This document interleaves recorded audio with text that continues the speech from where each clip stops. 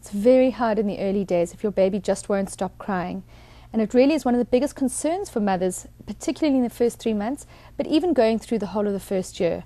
So the big question is, why is my baby crying? How do I get to the bottom of this cry?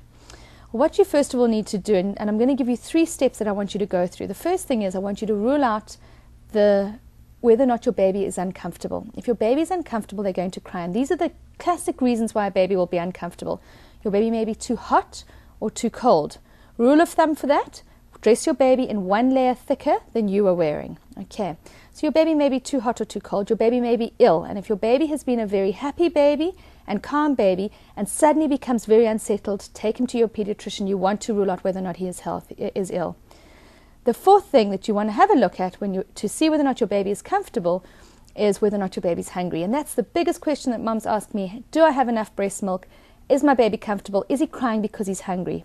If your baby's having at least 6 wet diapers a day and is feeding from you 3 to 4 hourly, you'll probably know that your baby is gaining weight adequately. You'll know that your baby is having enough milk.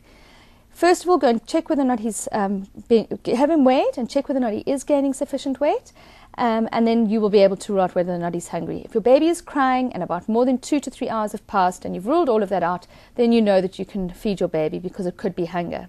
So rule out whether or not your baby is comfortable, number 1. Number 2, rule out whether or not your baby is tired. A tired baby is often an overstimulated baby. And what you want to do is you want to watch how long your baby's been awake for.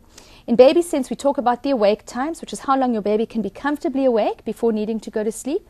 And for a very young baby, under 6 weeks of age, that's as short as 1 hour. Now, 1 hour is very short. That means you've just had enough time to feed your baby, and you're literally going to be starting to put them down again. So the awake time is something that you want to watch so that your baby's not overtired. If your baby is uncomfortable or overtired, they're going to cry. The 3rd big reason I touched on just now, and that is overstimulation. And that goes for babies all the way through to the toddler years. If your baby is crying and your toddler is chaotic, the chances are they're overstimulated. They needed to be removed from their environment or be put to bed. And those are the critical areas that you need to rule out if your baby is crying.